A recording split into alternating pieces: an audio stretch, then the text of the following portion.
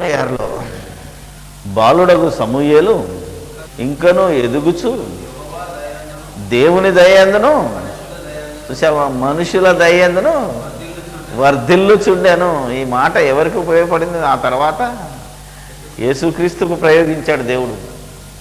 మనుషుల దయందును దేవుని దయందును వర్ధిల్లాలంటే ఎంత గొప్పవాడు అయి ఉండాలి.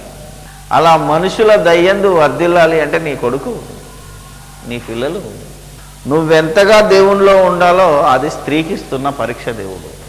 అదేనా? యేసుక్రీస్తు మనుషుల దయందును దేవుని దయందును వర్ధిల్లుచున్నాడు అంటే దాని వెనకాల ఉన్న శక్తి ఎవరు?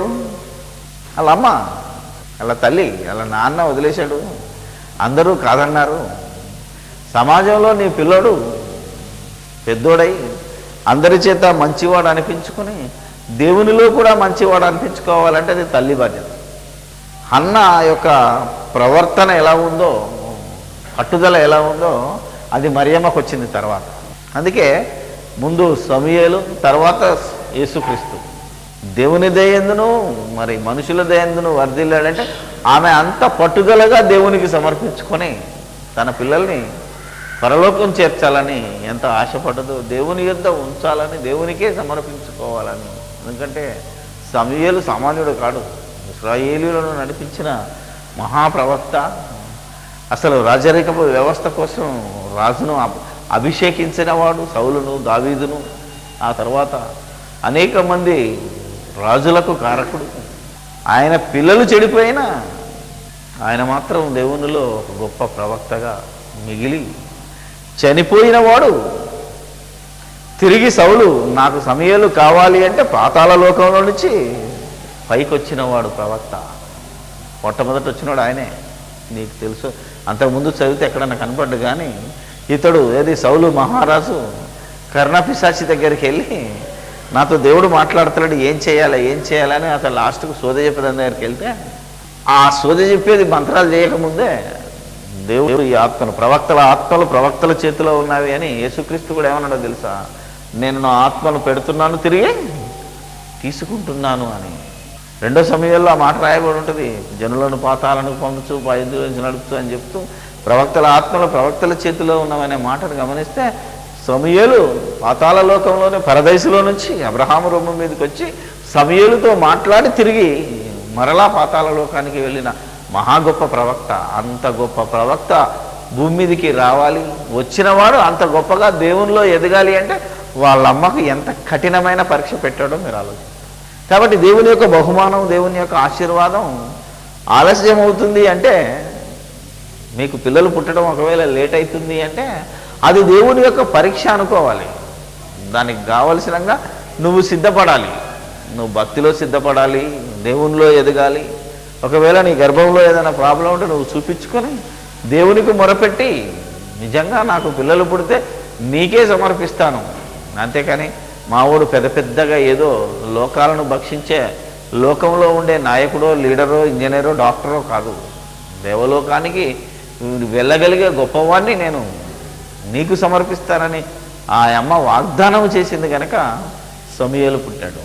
పుట్టిన తర్వాత వాళ్ళ అమ్మ అదే మాట మీద కట్టుబడి నిలబడి వాళ్ళ నాన్న ఏటేటా బలి ఇవ్వడానికి, పండుగలు చేయడానికి వెళ్తానన్నా క్వశ్చనే లేదు. ఒకసారి దేవాలయంలోకి వెళ్ళాడంటే నా కొడుకు తిరిగి నా కొడుకు కాదు, ఇక దేవుని కొడుకు, నేను ఇక తీసుకోలేను, నా కొడుకు మీద నాకు ప్రేమ మమకారాలు కూడా నాకు అవసరం లేదు, అతడు దేవుడికే పనికి రావాలని పాలు మానటం వరకు ఆ అమ్మ ఊరు నుంచి కూడా బయటికి వెళ్లకుండా అతనికి దేవుని సంగతులను, దేవుని ప్రేమను, దేవుని యొక్క సంకల్పాన్ని ఎంత బోధించిందో మనం అర్థం అంత కఠినమైన పరీక్ష ఆమెకు పెట్టాడు కనుకనే సంతతి లేకుండా చేసెను అంటే ఊరికే చేయడు.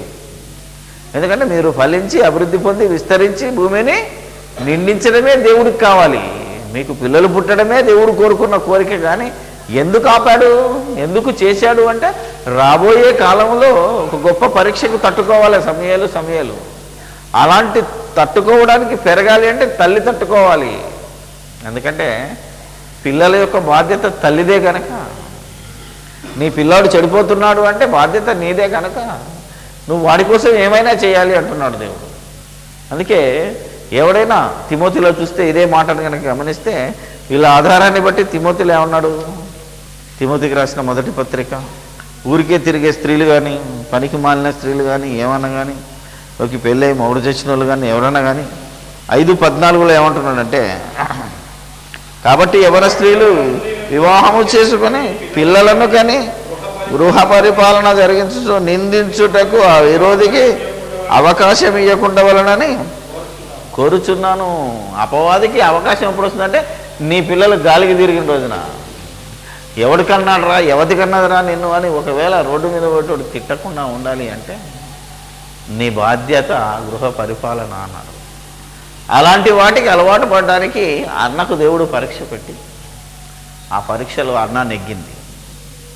అలా నెగ్గటం వల్లనే ఒక మహోన్నతమైన నాయకుడు పుట్టాడు. ఇలా మనం కూడా దేవుడు మనం ప్రార్థించిన వెంటనే ఇవ్వకపోయినా విసుగకుండా, అసలు ఇవ్వకపోయినా బాధపడకుండా, ఎందుకు లేట్ అవుతుందో ఎదురు చూడటమే. ఒక భక్తుడు ఆ మధ్య ఒక ఆర్టికల్ రాశాడు, చదివాను, బాగుంది. దేవుడు నువ్వు అడిగిన వెంటనే నీకు సమాధానం చెప్పకపోతే అతడు నీ విశ్వాసాన్ని పరీక్షిస్తుండన్నా అనుకోవాలి, అది నీకు అవసరం లేదన్నా అనుకోవాలి. మూడో పాయింట్ ఏమన్నాడో తెలుసా? నువ్వు మేనేజ్ చేయగలవు అనే నమ్మకం దేవుడికి ఉన్నది.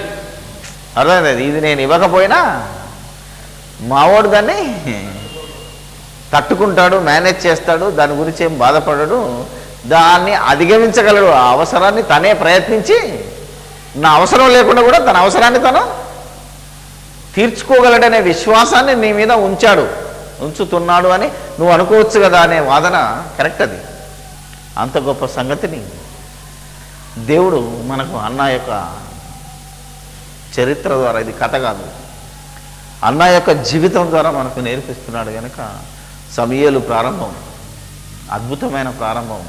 అందుకే సమూయేలు అంతటి ప్రవక్త చాలా గొప్ప ప్రవక్త అన్నమాట. ఎందుకంటే యేసు ఎవరి కుమారుడని పిలువబడ్డాడో దావీదు కుమారుడని, ఆ దావీదునే అభిషేకించిన గొప్ప ప్రవక్త.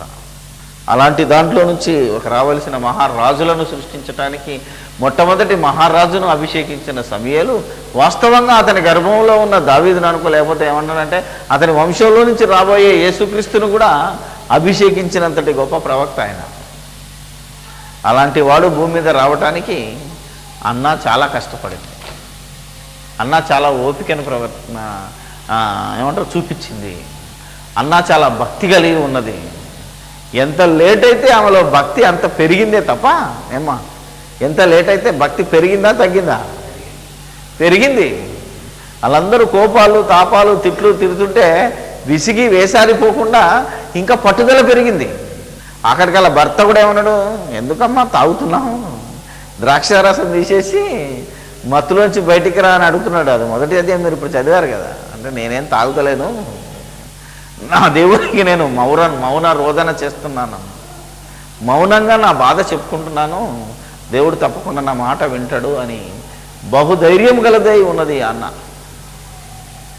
కాబట్టి ప్రతి గృహంలో ఒక స్త్రీ, ప్రతి ఇంట్లో ఉన్న స్త్రీ ఒక అన్న లాంటి భక్తురాలు కావాలని దేవుడు కోరుకుంటున్నాడు. నీ ఇల్లు బాగుండాలా, నీ పిల్లలు బాగుండాలా, నీ జీవితం బాగుండాలి అంటే ప్రతి స్త్రీ ఒక అన్న లాంటిదై, ఆ అన్నాను గుర్తుపెట్టుకున్న ఒక మరియమ్మ లాంటిదై, ఒక మరియమ్మను గుర్తుపెట్టుకున్న ఒక ప్రిస్కిల్ల లాంటిదై, ఇలా తరతరాలలో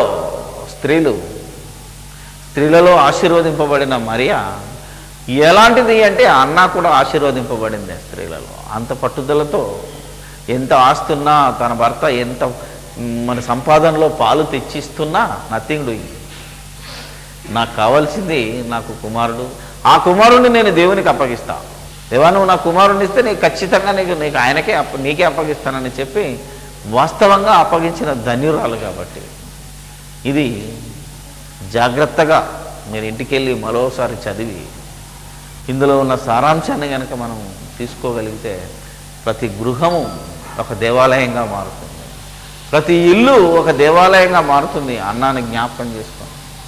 మన పిల్లలు కూడా మనుషుల దయందును దేవుని దయందును ఎదగాలి అంటే ఒక తల్లిగా ఎంత బాధ్యత నీకుందో ప్రతి స్త్రీ గుర్తుపెట్టుకొని ఆ విధంగా ప్రవర్తించిన నాడు గృహమే ఒక దేవాలయమే, నీ పిల్లల దేహమే దేవుని ఆలయమై దేవలోకానికి వెళ్ళగలిగే, ఎందుకంటే పిల్లలు పరలోక సంబంధమైన ప్రతి ఆశీర్వాదం. పిల్లలు ఏ ఆశీర్వాదం అంట? ఎఫ్సి పత్రిక 1:3 ఉంటుంది చూడండి. ఏంటిది అది?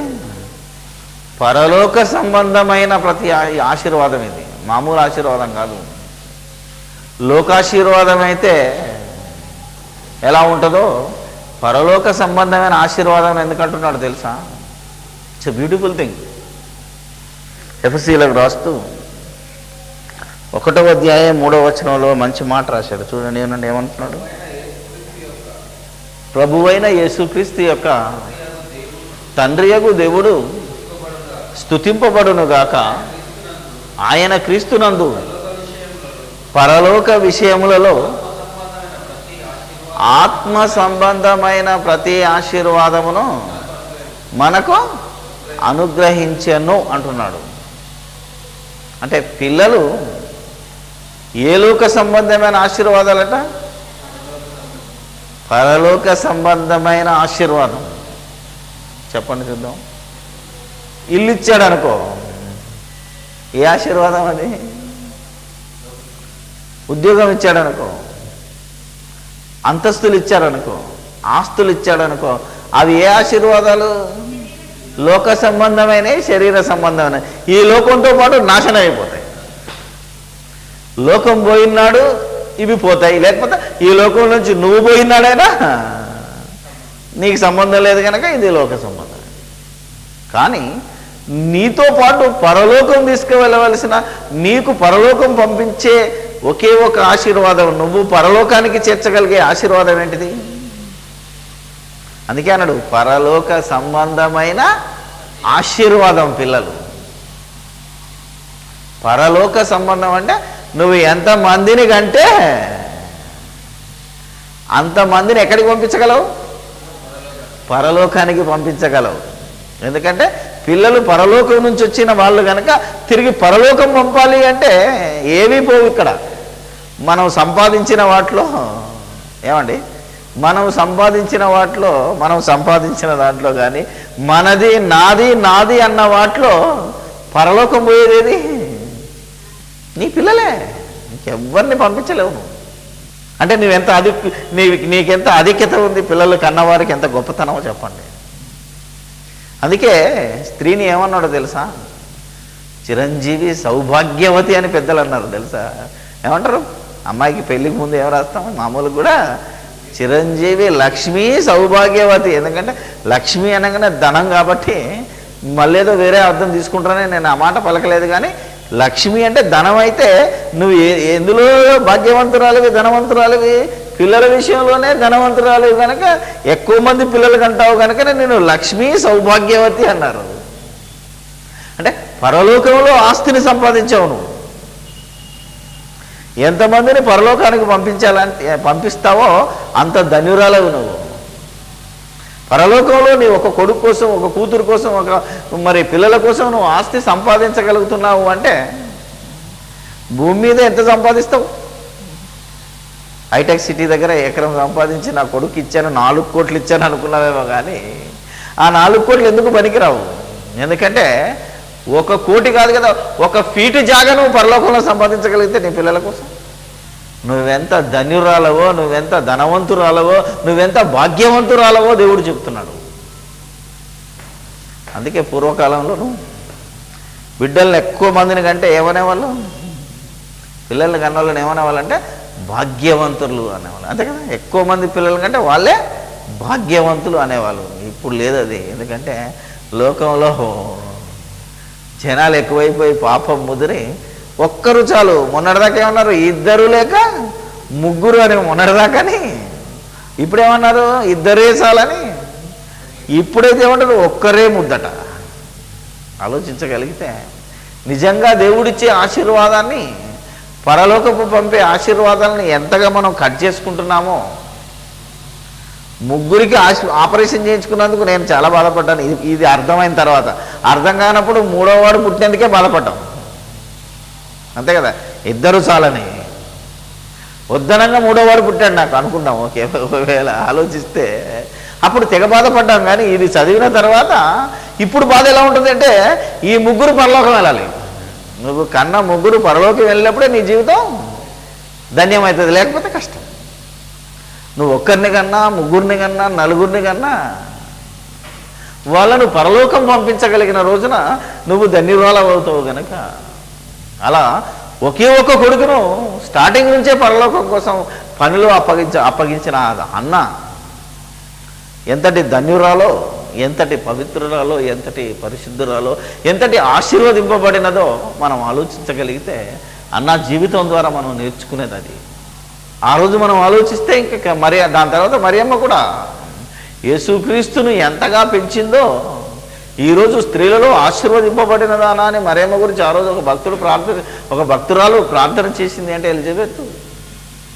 ఇప్పటికీ ఆమెను మనుషులు ఇంత కొరుస్తున్నారు అంటే యేసుక్రీస్తును ఆ లెవెల్లో పెంచింది. పెంపకం ముఖ్యం, కనడం ముఖ్యం కాదు. మనం కానీ వదిలేసి బయట వేసి వదులుతున్నాం, కానీ ఆ కన్న పిల్లల్ని పెంచడం ముఖ్యం. ఎందుకంటే ప్రకృతి ప్రభావం వల్లనే మనిషి మారిపోతాడు. అవునా కదా? నువ్వు పెరిగే వాతావరణాన్ని బట్టి మారిపోతాడు తప్ప ఒరిజినల్గా ఏదో నా బ్లడ్లో వచ్చింది అనకు. రాజు కొడుకు రాజు అవుతాడంటే ఎప్పుడవుతాడు? రాజు కోటలో పెరిగి ఆ వాతావరణంలో పెరిగినప్పుడే అవుతాడు. ఏమండి, అవునా కాదు? దొంగ కొడుకు దొంగ ఎందుకు అవుతున్నాడు? దొంగ వాతావరణంలో పెరుగుతున్నాడు కనుక వాని ఇంట్లో అన్ని దొంగతనం చర్యలు, దొంగతనం ప్లాన్లే కాబట్టి అలా పెరుగుతున్నాడు. అంతేకాని ఏ దొంగ తన కొడుకును ఒకవేళ మంచోడు కావాలనుకుంటే తన ఇంట్లో పెంచలేక ఆలోచించాలి. అవునా కదా? మనం ఆలోచించగలిగితే అంటే ఏదైనా మన పెంపకం మీద ఆధారపడింది కనుక, అందుకే మనం ఇరుగు పొరుగు స్నేహితుల గురించి, మనం ఉన్న వాతావరణం గురించి మనం ఎక్కువ ఆలోచిస్తుంటాం. ఇప్పుడు అన్న తన కొడుకుని ఎక్కడ పెంచాలని ఆలోచించింది? దేవాలయంలోనే పెరిగితే నేను పనికి వస్తాడు తప్ప నా ఇంటికాడ ఉండకూడదు. పాలు మరిచిన వెంటనే పెద్దోడైతే, ఇప్పుడు పిల్లలు ఉన్నారనుకో, మనం ఇక్కడ వాక్యం చెప్తుంటాకో మా పిల్లలు కూడా కింద ఆడుతున్నారు. ఎంతటి దుర్మార్గులో ఆలోచించాలి కదా. ఎందుకు దేవాలయంలో పెంచాలని ఉంది అంటే, పక్కకి వెళ్ళాడంటే అయిపోయినట్టే. కాబట్టి 3వ సంవత్సరంలో 4వ సంవత్సరంలో ఎప్పుడు ఇచ్చాడో పాలు ఆయన మహానుభావుడు, ఇడవగానే తీసుకెళ్ళి ఎక్కడ పెంచింది? దేవాలయంలోనికి అప్పచెప్పింది. మళ్ళీ బయటికి రాకూడదు, నా ఇంటికి వస్తే ఖరాబ్ అయిపోతాడు అన్నది. అంతే. అంతటి ఆలోచనతో ఒక సమూయేలును మహాప్రవక్తగా తీర్చిదిద్దింది అన్న. అంతటి వాడు కావాలి అంటే ఆమె ఓర్పును, ఆమె సహనాన్ని ఎంత పరీక్షించాడో దేవుడు. మీరు ఆలోచించండి, ఎంత పరీక్షకు పెడితే కానీ అంతటి మహానుభావుడు తయారయ్యాడు. ఎంత పట్టుదలతో ఆమె కొడుకు కోసం పోరాటం చేసి ప్రార్థన చేసి గెలిచింది కనుక, అదే పట్టుదలతో దేవునికి మరలా తిరిగి అప్పగించింది. కొందరు ఏం చేస్తారు, ప్రార్థన అయిపోయి మనం మొక్కుబడి చెల్లిస్తే చాలు, ఆ తర్వాత మన ఇష్టం. అందుకే నువ్వు ఎక్కువ గౌరవం చేస్తే అయిపోతాడు. ఆలోచించగలిగితే అన్న యొక్క జీవితాన్ని బట్టి, ఆ వాస్తవాన్ని కనుక మనం ఆలోచిస్తే, ఆ జరిగిన సంఘటన చరిత్రను మనకు బుద్ధి కలగటానికి దేవుడు ఇవన్నీ మనకు పెట్టాడు కనుక ఈ అధ్యాయాన్ని ఉత్తర ప్రత్యుత్తర రీతిగా చదువుకున్నాము. కానీ అది మన ఆత్మలో ఆలోచనతో చదవగలిగితే, మనకు అర్థమయ్యే భాషలో, గ్రహించే భాషలో కనుక దాన్ని మనం ఆలోచించగలిగితే, అది ఎంత గొప్ప బుద్ధిని మనకు కలుగజేస్తుందో దేవుడు చూపిస్తున్నాడు. కాబట్టి విన్న మనం, చదువుతున్న మనం ఊరికే చదవడం కాదు, కానీ దీన్ని ఆలోచించి మరోసారి చదివితే, దీన్ని ఆలోచించి మరొకసారి అర్థం చేసుకోగలిగితే ఒకసారి మన జీవితం ధన్యమైపోతుంది. దేవుడు పరలోక సంబంధమైన ఈ ఆశీర్వాదాన్ని ఎందుకు ఇస్తున్నాడు అంటే, తిరిగి పరలోకం పంపాలి కనుక. వీళ్ళు భూమి మీద ఉండటానికో, భూమిని ఆక్రమించడానికో, భూమి మీద ఏదో చేయటానికి ఇవ్వలేదు దేవుడు మనకు. మన పిల్లల్ని మనం తిరిగి పరలోకానికి పంపించాలి. అందుకే పెంచేటప్పుడు ఏమంటాం, మానవత్వంలో ఒక మార్కు తెచ్చుకోరా నాయన, దేవత్వంలో ఒక మార్కు ఎక్కువ తెచ్చుకో, కానీ మార్కుల పోటీ బతకరా అని నేను ఒకసారి ఒక స్కూల్లో ప్రసంగం చేశాను. ఎప్పటికీ నేను నా ప్రసంగంలో అదే చెప్తుంటాను. మన పిల్లలకు కూడా మార్కులు ఏమున్నది, ఒక స్కూల్ మారితే మార్కులు మారిపోతాయి, మార్కుల పోటీ మారిపోతుంది. కానీ మానవత్వం, మనిషి దేవత్వంలో మార్పు రావాలి. మొదటి నుంచి ప్రేమతత్వం నీ పిల్లలకు నేర్పితే నీ పిల్లలు తిరిగి పరలోకానికి వెళ్తారు. తన కొడుకు పరలోకం పోవాలని తన కడుపున పుట్టకముందే ప్రార్థన చేసిన అన్న, నాకు ఇవ్వకముందే నేను నీకోసం ఇచ్చేస్తాను అని ప్రార్థన చేసిన అన్న ఎంత గొప్ప ధన్యురాలో ఈరోజు మనం ఆలోచించి అర్థం చేసుకొని ప్రతి కుటుంబం అలా మారగలిగిన రోజున దేవుడిచ్చిన ఆశీర్వాదం తిరిగి దేవుని దగ్గరికి వెళ్తుంది కనుక ఇదిగో అన్నాను ఆశీర్వదించాడు దేవుడు. లేట్ అయినా ఎందుకు లేట్ చేసాడో మనం చదువుకున్నాం, ఇప్పుడు నేర్చుకున్నాం. ఒకవేళ ఇవ్వకపోతే అది వేరే విషయం. ఇవ్వకపోయినప్పుడు ఎలా మనం ఆలోచించాలో అంటే శిశువును వేరే వాళ్ళను పెంచుకునైనా ఆ పిల్లలను పరలోకం పంచాలి. ఎందుకంటే తిమోతిలో చెప్తున్నాడు చూడండి, ఎంత ప్రార్థన చేసినా ఒక కాలేదనుకో, నీకైనా గర్భంలోనే ప్రాబ్లం ఉందనుకో. తిమోతికి రాసిన మొదటి పత్రిక 2వ అధ్యాయము 14-15 వచనాలు. మరియు పడలేదు కానీ స్త్రీ మోసపరచబడి అపరాధంలో పడను, నేను స్వస్థ బుద్ధి కలిగి విశ్వాస ప్రేమ పరిశుద్ధతల యందు నిలకడగా ఉండిన ఎడల శిశు ప్రసూతి ద్వారా ఆమె రక్షింపబడును అని ఉంది. అంటే పిల్లలను కనడం ద్వారా అని ఉంది. పిల్లలను కనడం అంటే మన కడుపులో నుంచి బయటికి రావడమే కాదు, వేరే వాళ్ళ పిల్లలను పెంచుకొనైనా ఆ పిల్లలను నీ పిల్లలుగా పెంచి ఆ ఆత్మను కూడా నువ్వు పరలోకంలో చేర్చగలిగితే. ఎందుకంటే దేవుని స్వరూపము మీ యందు ఏర్పడే వరకు నాకు ప్రసవ వేదన కలుగుతున్నది అని ఒక పౌలు అన్నాడు. అంటే ఒకరు క్రీస్తులో మారాలని, ఒకరు దేవునిలోకి చేరాలని నీ కడుపులో నువ్వు ప్రసవ వేదన పడి ఒక పిల్లోడినో ఒక పిల్లను నువ్వు పెంచినా చాలా ధన్యురాలవి అంటున్నాడు. పరలోకం చేర్చాలి. ఎటువంటి ఒక ఆత్మను పరలోకం నుంచి వచ్చి ఒక దిగి వచ్చిన ఆత్మను ఏదో ఒక తల్లి కన్నది, ఆ తల్లి చచ్చిపోయింది, తండ్రి చచ్చిపోయాడు. ఇప్పుడు అదే పిల్లను నువ్వు సాక్కునేనా ఆ తల్లిలాగా, ఎందుకంటే వచ్చినోడు కిందికి వచ్చినోడు మళ్ళీ మీదికి పోవాలి కనుక నువ్వు ఈ పిల్లోడినైనా నీ పిల్లోడిలాగా సాకి నువ్వు పరలోకం వెళ్ళేటటువంటి పెంచినా నువ్వు రక్షింపబడతావు అని దేవుడు మనకు వాగ్దానం చేశాడు. కనుక పిల్లల్ని ఇచ్చినా ఇవ్వకపోయినా విశ్వాస ప్రేమ భక్తి పరిశుద్ధతల యందు నువ్వు ఉండి నువ్వొకరిని పరలోకం పంపించగలిగితే, పరలోక సంబంధమైన ఆశీర్వాదాన్ని తిరిగి పరలోకం చేర్చగలిగితే నీ జీవితం మన జీవితం ధన్యమవుతుందని దేవుని వాక్యం సెలవిస్తుంది. కనుక చెప్పబడిన ఈ వాక్యాన్ని మరి మీరు జాగ్రత్తగా అర్థం చేసుకొని గ్రహించి దాని ప్రకారము ప్రవర్తించి దేవునిలో ఉండి మీరు దేవునిలో ఉండి మీ పిల్లల్ని దేవునిలో పెంచి దేవుడిచ్చిన బహుమానాన్ని దేవునికే అప్పగించాలని దేవుడు కోరుతున్నాడు. నా వాక్యము నిష్ప్రయోజనము కాకుండా అది ఫలము తీసుకొచ్చేటట్లు దేవుడు మనకు సహాయం చేయాలి అని ప్రార్థన చేద్దాం.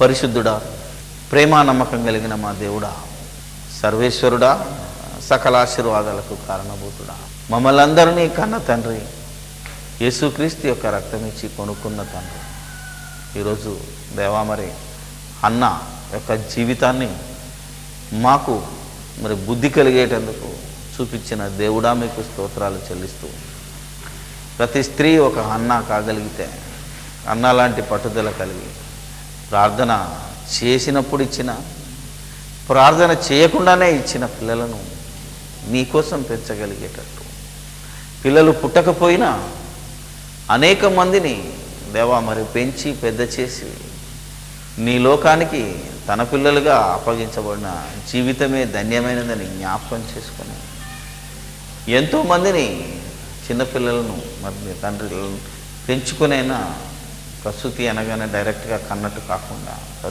పెంచుకునైనా వారిని నీ దగ్గరికి చేర్చాలి నీ ఆశిస్తున్న బిడ్డలందరినీ జ్ఞాపకం చేసుకోండి. అలా ప్రవర్తిస్తున్న వారిని జ్ఞాపకం చేసుకోండి.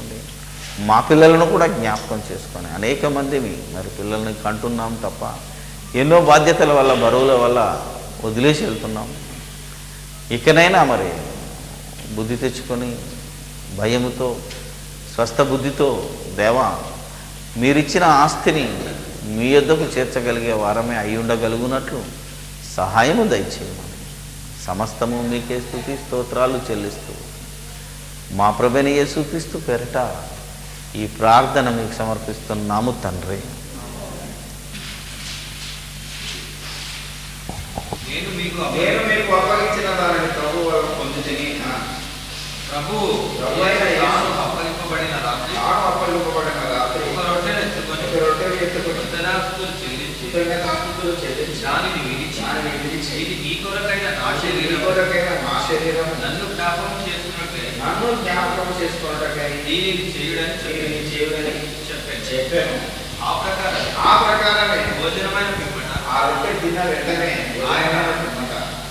ఆయన పాత్రను ఎత్తుకొని ఈ పాత్ర నా రక్తం వలన కొత్త నిబంధన మీరు దీనిలోని రాకున్నప్పుడెలా నన్ను జ్ఞాపకం చేసుకున్నట్టుగా దీనిని చేయుడని చెప్పాను. ఈ రొట్టె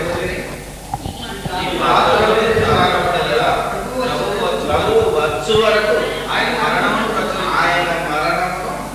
ప్రచురించుదురు. కాబట్టి ఎవడు అయోగ్యముగా ప్రభు యొక్క రొట్టెను తినునో లేక ఆయన పాత్రలో త్రాగునో వాడు ప్రభు యొక్క శరీరం గురించి రక్తం గురించి అపరాధి అగును. కాబట్టి